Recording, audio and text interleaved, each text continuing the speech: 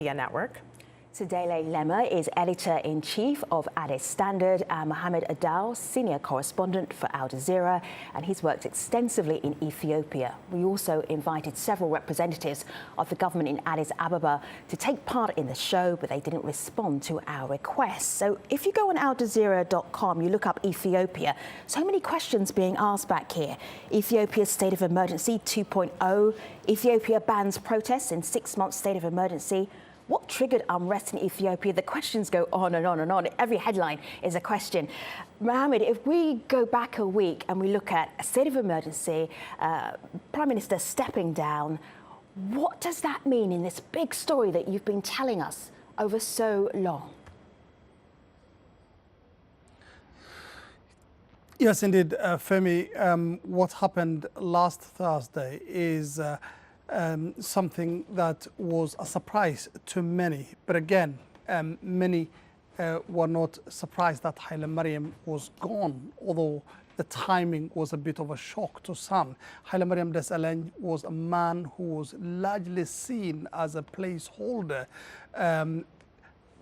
He took power after the death of Prime Minister Meles Zenawi, who was the architect of Ethiopia's recent economic boom. He is from the south, comes from the smallest party within the ruling coalition, which is made up of 4 parties. He is a Protestant in a country that is whose population is mainly made up of Orthodox Christians. So in many ways he was an outsider, and people expected before the elections in 2020 he was going to go. But after the government threw so many concessions to those people who've been protesting since 2015, it became quite apparent, and also following so many blames that were put on the Prime Minister, that he was being lenient and he was not offering leadership at a time of crisis, he was then made to step aside.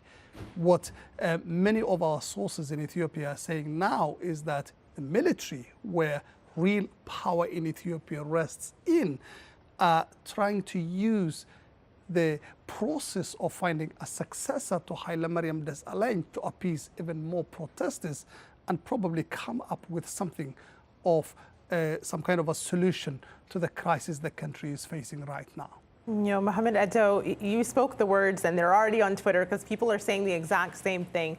This is one person who tweeted in, he merely served as a placeholder in the Prime Minister's office. He knowingly accepted his obedient role for over 5 years, and this is why he meekly accepted the arrangement and resigned. It was a drama orchestrated by his quote-unquote masters. This is what one person says. Another person, Raymak on Twitter, says he was just a symbolic Prime Minister to appease the Ethiopian people. He didn't have the decision-making powers of his predecessor. The power is in the hands of the ruling political bureau and the coalition that is led by the Tigrayan majority party runs the show from behind the scenes. Alula, when you look at this second tweet here, that the power is actually behind the scenes and that he was a placeholder, what do you make of that commentary? Well, I don't agree with that actually statement, because Ethiopia has been led by the EPRDF, which is made up of 4 member parties from Oromo, Tigray, Amhara, and the southern people. So after Prime Minister Meles' departure, Haile Mariam came to power, and then he's been serving his country based on the party's consensus, and then based on the constitution of the country. We have Jawar on the phone. Jawar, I want to play a little bit what will be audio for you, but video for the rest of us. Some high-profile prisoners who were released last week. Have a listen. You know, this country is a country of 100 million. It is too big for one political group, you know, for one group, small group to run the affairs of 100 million people. Ethiopia is one large prison. I say this because there is no democracy in the country. This is a dictatorship. We have to change this big prison into a democratic state. Jawar, could the ruling party be changing? They've released prisoners, they've released journalists. Could this be the road to more democracy in Ethiopia? Or democracy in Ethiopia? that was the hope we were getting about last week when they started changing releasing political prisoners and liberalizing the political space. But right when you're taking positive development on part of the government, then they impose the state of emergency. So on one hand, they give hope; on the other hand, they take it away. So the ruling party has a difficulty. It's rooted in its ideology where they believe one party and one group of elites has to dominate. That cannot work. As Dr. Mura said, in a country of 100 million and some 80 ethnic groups, you cannot have a single party dominate every aspect of life, economy, military, and security, and expect peace, expect to rule forever. They have to change. They have to remove the state of emergency. They have to open up the political space to competition among various interest groups. But the current state of emergency dashes the hope for change through negotiation. So Jawar, someone who might agree with you, Adnaf on Twitter, says the only way to overcome the crisis in Ethiopia is widening the political sphere and making all political groups in and outside of Ethiopia part of that solution. Sadly, by declaring a state of emergency, the ruling party showed us it isn't ready for real political dialogue. But we also got someone who then would disagree with both you, Jawar, and that person who tweeted. This is Daniel Bahrani. He's the founder of Horn Affairs in Addis Ababa, and this is what he told the stream. Regarding the question whether the announcement, the decree of the state of emergency would exacerbate the unrest or not, I don't see why that would be the case. All other things constant, provided all other things are managed well, the state of emergency should enhance the security and the stability in the country, not the other way around. Secondly, at any rate, the situation would at any rate, I would expect the situation in the country to be better with this state of emergency than without it. So Sidele, he says this should enhance the security of the country. Is that what we're seeing right now? What's your view of that?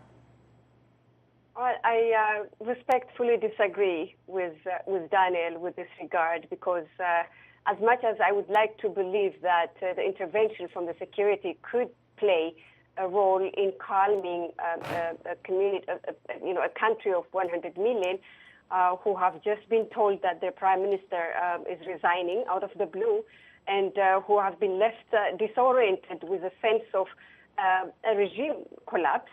As much as I would like to believe that the security could be playing a role in calming this, the structure of our security is it's made in such a way that its brutality is considered to be a calming factor. We have seen that over and over again, not only in the last 3 years, but since the establishment of the current government, there is no, the security has been functioning with impunity and have a track record of brutality. Ethiopians know that. Even a small gathering of protesters could turn into unimaginable bloodshed because the security cannot restrain itself. Now, under the state of emergency, the security has just been given a blanket permission to search, to stop, and to do whatever, what's included in the state of emergency. And suddenly we expect it to restrain itself. I highly doubt that, and it's not its track record. So I respectfully disagree with Daniel. Well, actually, generally speaking, the country has been through in crisis since 2015. I believe there are three major factors that actually contributed to this crisis in the country, which led to political malaise in the country right now. The first one is there is lack of consensus between political actors in Ethiopia, major political actors. For example, we can take in nation building. Some of them are pro-federalism, which is right now currently employed in Ethiopia. And some other actors are nostalgic of the previous regime, which was in Ethiopia before 1991. And on the other hand, we do not even agree on the status of the capital city. I believe Jawar and Tsedi know this issue. So the second factor is we have made a political transition since 1991, but the government failed to uphold those promises after the 1991 political transition to open up democratic space, inclusive of all political actors. And the third one, I believe, is the crisis within the ruling party, EPRDF. So this led us to this political malaise we are in right now. Several years of protests. So, Jawar, I'm just thinking here, one of the things that the state of emergency has actually done is stop the protests, or at least try to stop the protests. What are you hearing from the Oromo perspective about the impact of this state of emergency? It has absolutely no impact whatsoever because the state of emergency did not stop. Last year it lasted for 9 months. Right toward the end of the state of emergency, the protests erupted. Now, after almost 2 hours after it was declared the state of emergency, were nowhere to be seen, people have continued to ignore it. The government does not have the capability, the legitimacy, even the military muscle to control the region. The regional bureaucracies, the regional security forces, the police are not with the central government. The central government cannot implement this state of emergency. It is meant as a tactic to intimidate people into staying inside, into submitting, but that's not working.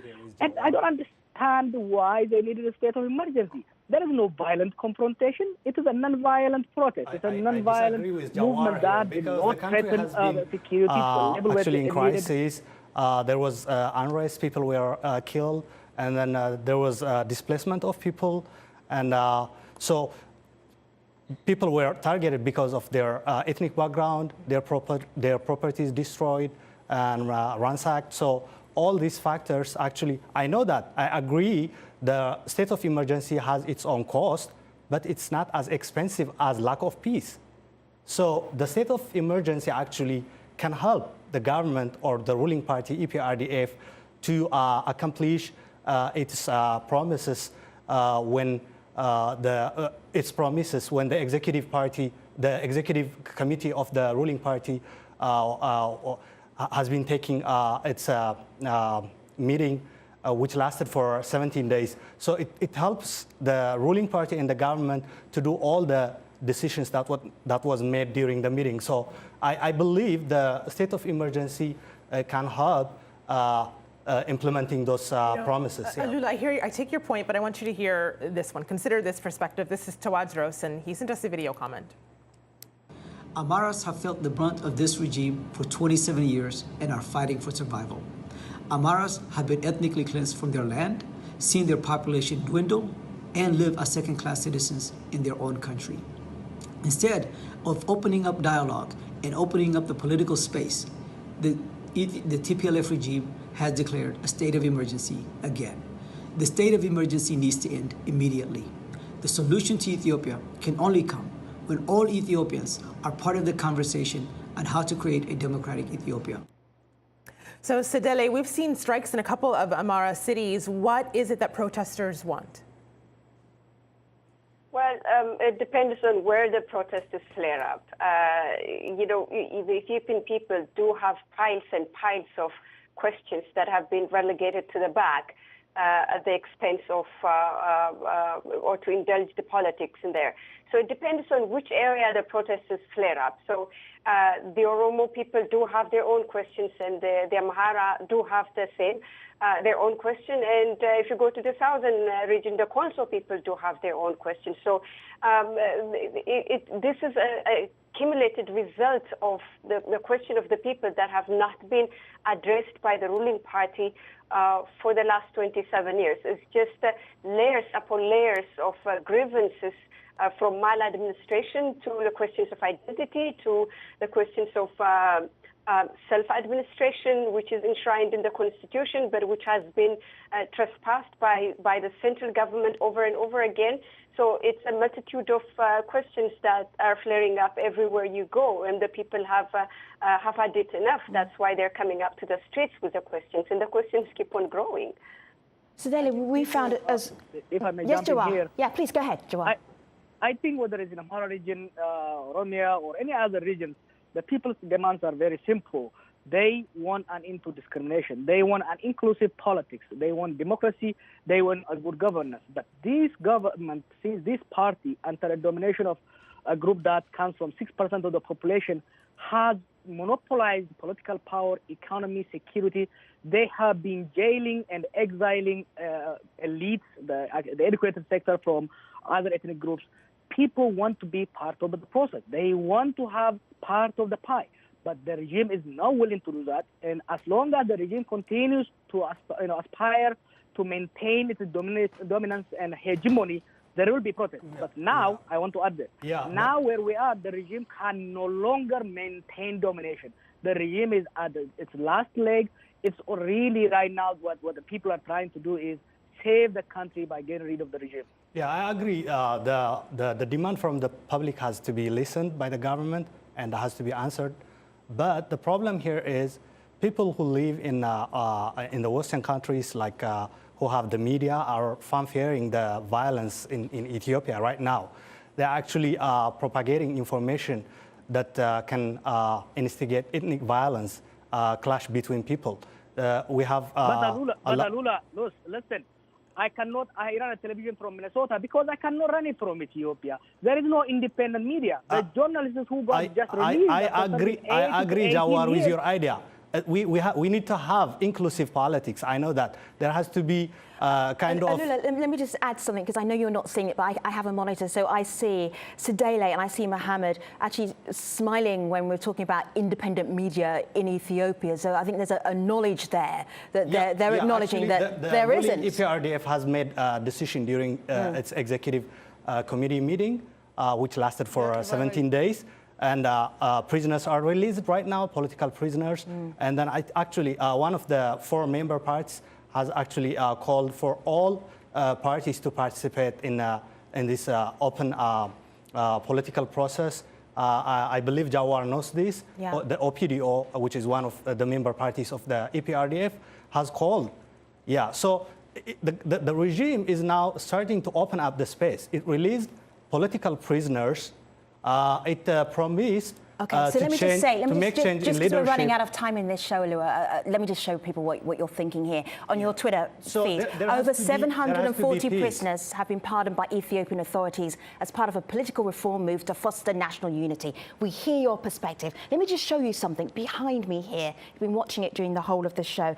This is supporters of the Secretary General of the Oromo Federation Congress, and they're in Adama. This is the Oromo region, and this is the area, the community here celebrating his release.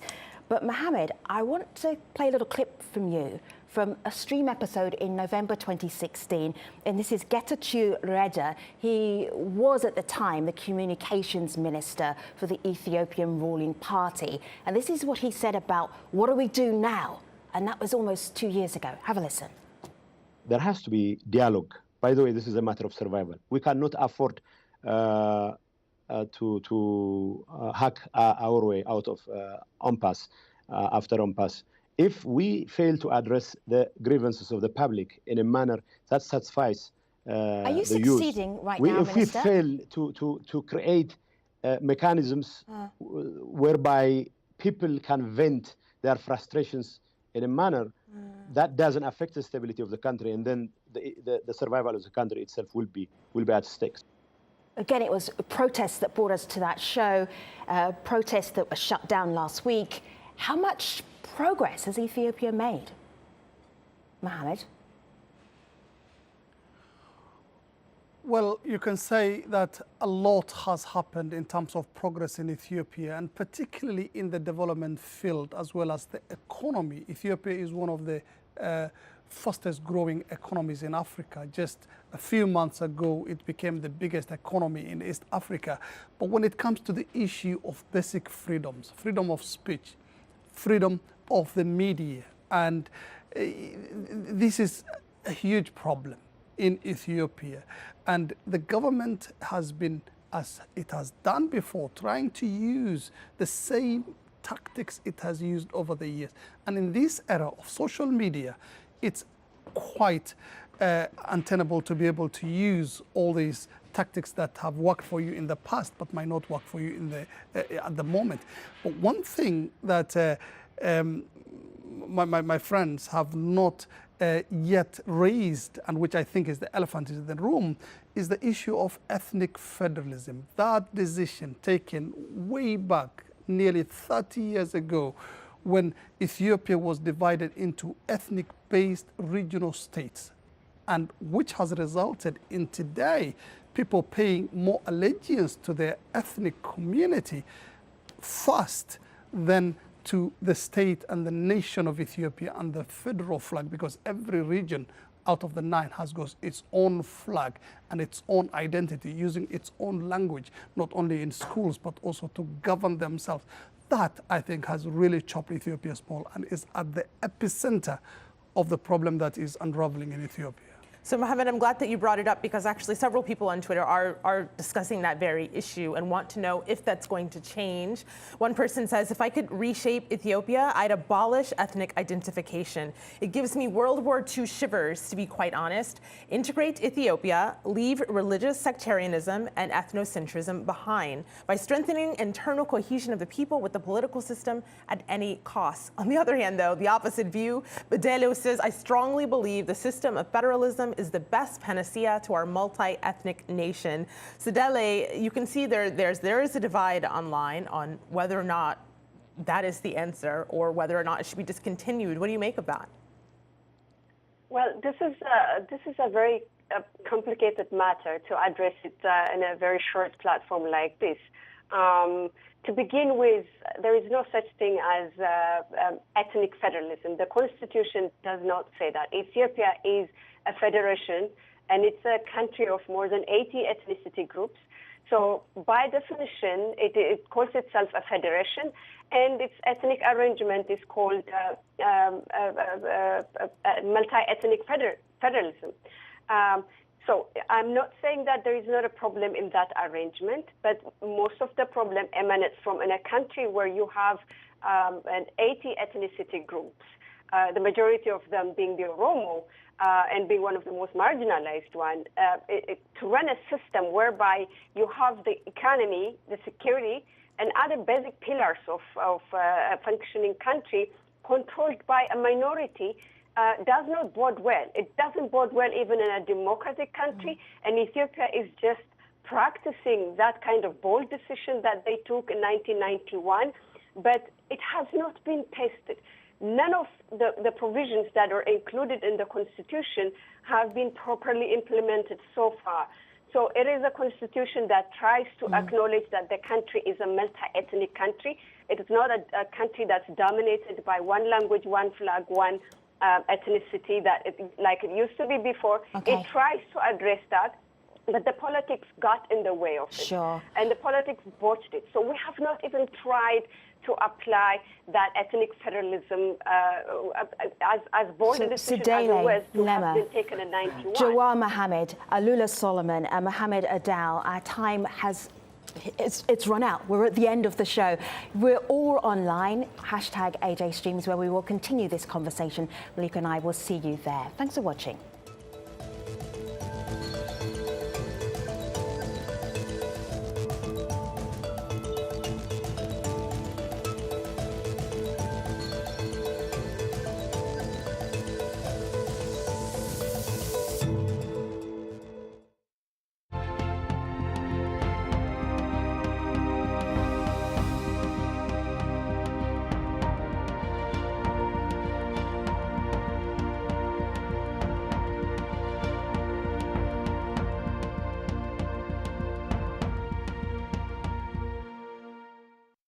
Monitored, tracked, quantified, and valued. We see data